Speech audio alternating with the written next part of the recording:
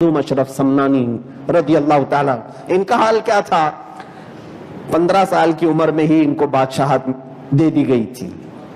ویسے تو یہ بادشاہ کے بیٹے تھے، حضرت ابراہیم ان کے والد، وہ بھی متقی پرہیزگار بادشاہ تھے، اور اسی سے آپ اندازہ لگائیں حضرت مخدوم اشرف سمنانی رضی اللہ تعالیٰ عنہ 7 سال کی عمر میں 7 قراتوں کے 7 قرآن کے مکمل حافظ ہو چکے تھے۔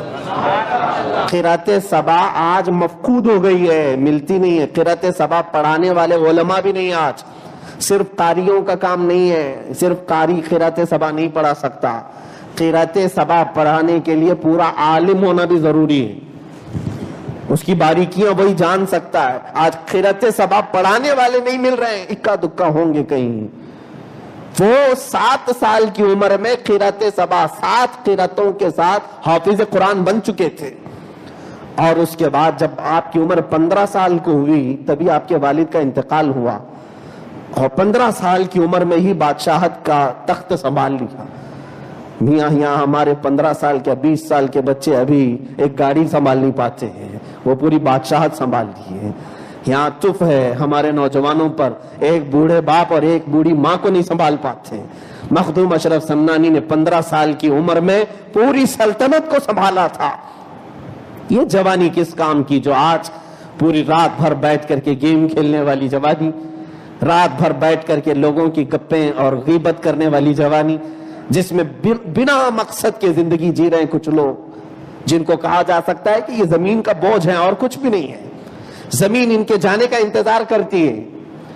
یہ میں اپنی جانب سے نہیں کر رہا ہوں، بلکہ حدیث پاک میں موجود ہے، کچھ لوگ ایسے ہیں جن کے جلدی جانے کی زمین تمنا کرتی ہے، زمین تمنا کرتی ہے۔ ایسے نہ جیو میرے عزیزوں، جیو تو کچھ کام کے بن کر کے جیو، جس کے جانے پر بھی زمین کا ٹکڑا غم کرنے لگے۔ حدیث پاک میں ہے کچھ ایسے بندے ہوں گے جن کے انتقال پر آسمان کا وہ دروازہ روئے گا جس سے اس کا رزق اترتا تھا، زمین کا وہ ٹکڑا روتا ہے جس پر وہ سجدہ کرتا تھا، اور کچھ وہ ہیں جن کے دنیا سے جاتے ہی زمین کے ٹکڑے اور آسمان کے دروازے اللہ کا شکر ادا کرتے، مولا تیرا بڑا کرم ہے کہ اس پاپی اور خطاکار کو تو نے ہم سے دور کر دیا۔ روزانہ اس کے منہ سے ہمارے دروازے سے کھانا جاتا تھا، رزق اترتا تھا، یہ ہمارے زمین کے اوپر بوجھ تھا۔ ایسے نہ بنو کہ ہر کوئی ہمارے خلاف اللہ کی بارگاہ میں تمنا کرنے لگ جائے۔ مخدوم اشرف سمنانی رضی اللہ تعالیٰ 15 سال کی عمر کی جوانی میں، ظاہر سی بات ہے یہ عمر نہ شادی کی ہوتی ہے نہ بہت سارے، بلکہ ہمارے ہاں تو یہ سمجھتے ہیں کہ ابھی تو جوانی پھوٹی ہے، کھیلنے دو نا اس کو، یہ کھیل کود کی یہ عمر سمجھتے ہیں اس کو۔ اولیاء کاملین کے ہاں 5 سال کی عمر کو بھی کھیلنے کی عمر نہیں سمجھتے تھے، 5 سال کی عمر کو بھی۔ حضرت غوث پاک رضی اللہ تعالیٰ عنہ 11 سال کی عمر میں صرف ایک گائے کے پیچھے چل رہے تھے، اور بڑے فٹ بال والی بال والے کھیل نہیں، گائے چل رہی تھی، اس کی دم پکڑنے کے لیے گئے، گائے پیچھے پلٹ کر کے کہنے لگی، یا عبد القادر الہذا خلقت ام بہذا امرت، اے عبد القادر کیا اللہ نے تجھے اسی کام کے لیے پیدا کیا ہے کہ میرے پیچھے چلے، یا تجھے اس کام کا حکم دیا ہے؟ اس کے بعد سے پوری زندگی بھر غوث پاک رضی اللہ تعالیٰ عنہ نے دنیاوی کسی کھیل میں کبھی توجہ بھی نہیں کی۔ اولیاء کی بارگاہ، اولیاء کا جو ایک سلسلہ ہے، وہاں تو چھوٹی عمر میں بھی کھیلنے کو وہ لوگ جائز ہی نہیں سمجھتے۔ یا عمریں 25-30 سال کی گزر گئی، ابھی سوچ رہے ہیں ابھی تو جوانی ہے، کھیلنے کی عمر ہے۔ مخدوم اشرف سمنانی رضی اللہ تعالیٰ عنہ 10 سال تخت پر جلوہ بار رہے، 10 سال۔ 25 سال کی جب آپ کی عمر ہوئی، سلطنت سے جی گھبرانے لگا، جی اچاٹ ہو گیا۔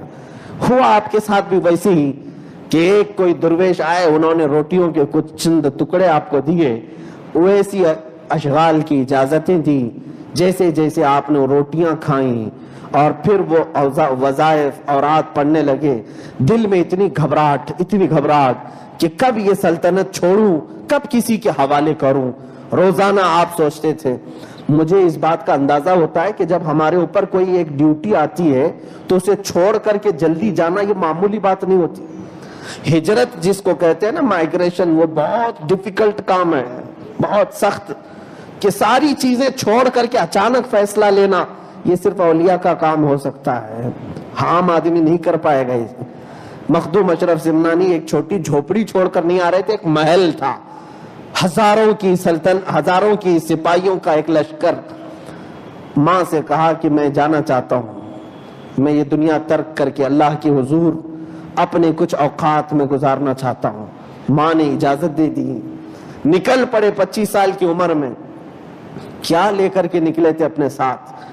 کیا لے کر کے کہ سلطنت میں جو اب تک گزارنے والے تھے، تکیہ، گدا، بسترا، سب جس پہ سوتے تھے، نہیں، حتیٰ کہ جو شاہی لباس تھا وہ بھی اتار کر کے دے دیا، جو لباس پہنتے تھے وہ بھی اتار کر کے دیا، ایک تہبند پہنا اور اوپر سے ایک چادر ڈال لیا، اور صرف آپ کے پاس مٹی کا ایک گلاس تھا اور کوئی چیز نہیں تھی۔ پوری سلطنت سے اگر کچھ لیا تھا تو مٹی کا ایک گلاس، اور نکل پڑے، اور سرحدیں پار کرتے ہوئے پیدل سفر، اتنا لمبا سفر کیا۔ جب آپ ہندوستان تشریف لائے، خراسان سے چلتے ہوئے آئے ہند تک، آپ کے پیروں میں آبلے پڑ چکے تھے، کتنی پہاڑیاں کراس کیا تھا، کتنے جنگلات کو طے کیا تھا حق کی تلاش میں۔ آج ہم گھر سے مسجد تک آنے کے لیے کتنی مرتبہ سوچتے ہیں، وہ اللہ کے ولی ہیں جنہوں نے سلطنت چھوڑ کر کے جنگلوں کا سفر کیا اور کتنے کتنے صحرا پار کیے، اور جب یہاں پہنچے، اللہ اکبر، مخدوم جہانیاں جہاں گشت رحمت اللہ تعالیٰ علیہ کے ہاں، پھر ان کے ہاں سے علاء الحق پنڈوی رحمت اللہ تعالیٰ علیہ کے ہاں، بنگال مالدہ کے بزرگ، انہوں نے آپ کو بیعت کیا، خلافتیں دی، ان کے دربار میں تقریباً 12 سال کی زندگی گزاری۔ مخدوم اشرف سمنانی رضی اللہ تعالیٰ عنہ کو پھر وہاں سے ان کے پیر و مرشد نے ولایت جونپور، جو آج کے چوچا شریف ہے، پہلے یہ جونپور کا علاقہ کہلاتا تھا، اس علاقے میں روانہ فرمایا کہ جاؤ، تمہارا حق وہیں رکھا گیا ہے۔ بلکہ ان کے پیر و مرشد نے کہا کہ اے اشرف، تمہیں معلوم ہے تمہاری قبر کہاں بننے والی ہے؟ تمہاری قبر کی جگہ میں یہیں سے دیکھ رہا ہوں کہ وہ ولایت جونپور میں ہوگی۔ حضرت مخدوم اشرف سمنانی کو وہاں سے روانہ کیا۔ اب جب یہ سارے وظائف، اوراد اور مجاہدات کے بعد آئے تھے، ایک وہ بادشاہت جو سمنان کی تھی، جو کہتے تھے وہ سپاہی کرتے تھے، جس کا آرڈر دیتے تھے وہ سپاہی کیا کرتے تھے، اب یہاں تنہا آئے ہیں، تنہا سب چھوڑ کر، لیکن اللہ رب العزت نے زبان کی تاثیر ایسی عطا کی، اللہ اکبر۔ دو چند مثالیں میں دے کر کے رخصت ہو جاؤں گا۔ مخدوم اشرف سمنانی رضی اللہ تعالیٰ عنہ جب آئے، آپ کا حال یہ تھا کہ جس طرف سے گزرتے تھے لوگ جوک در جوک آپ کو ملنے کے لیے آتے تھے، اور کئی غیر مسلم ایسے کہ جنہوں نے صرف چہرے مبارک کو دیکھ کر کے ایمان قبول کیا۔ آپ نے ان کو تبلیغ نہیں کی، آپ نے ان کو بلایا نہیں، لیکن چہرے پاک کی روحانیت اور نورانیت نے ان کو اتنا متاثر کیا کہ وہ اسلام میں آئے۔ ایک علاقے میں گئے تھے آپ، وہاں پر سیدنا مخدوم اشرف سمنانی رضی اللہ تعالیٰ عنہ، علاقے کا نام کچھ ظفر آباد ایسا کچھ نام ہے، میرے ذہن میں حاضر نہیں ہے، یوپی کا ایک علاقہ، اس گاؤں میں مسلمان تھے پہلے سے۔ حضرت مخدوم اشرف سمنانی رضی اللہ تعالیٰ عنہ اپنے 5-6 مریدین کے ساتھ گئے تھے، اس گاؤں والوں نے کچھ آپ کی خاطر خاص ضیافت نہیں کی، کچھ بھی نہیں کیا، اور دوسرے دن صبح رات بھر بھوکے سوئے آپ اور آپ کے مریدین۔ صبح کو ایک ہندو کو پتا چلا کہ ایک بڑے بزرگ آئے تھے گاؤں میں، اور کوئی مسلمان نہ انہیں کھانا کھلایا نہ عیسائی سے مہمان نوازی کی، تو صبح وہ حاضر ہو کر کے کہتا ہے مخدوم اشرف سمنانی سے، تھوڑا سا وقت آپ مجھے دے دیں، میرے پاس جو ناشتے کا سامان ہے میں لے کر حاضر ہو جاؤں گا۔ آپ نے کہا ٹھیک ہے، اجازت دی۔ وہ گیا اور جا کر کے اپنی گائے ذبح کی، اور اس کا گوشت لے کر کے مخدوم اشرف سمنانی اور ان کے مریدین کے پاس حاضر ہوا، جو تھا پیش کیا، اس نے کھلایا۔ حضرت مخدوم اشرف سمنانی رضی اللہ تعالیٰ عنہ نے صرف اتنا فرمایا کہ اس علاقے کے جو مسلمانوں کو اللہ نے دولت دی تھی وہ ہم نے تمہارے طرف منتقل کر دیا، تم لوگوں کی طرف منتقل کر دیا۔ تاریخ گواہ ہے کہ وہاں جو نام کے مسلمان تھے سب ایسے برباد ہو کر چلے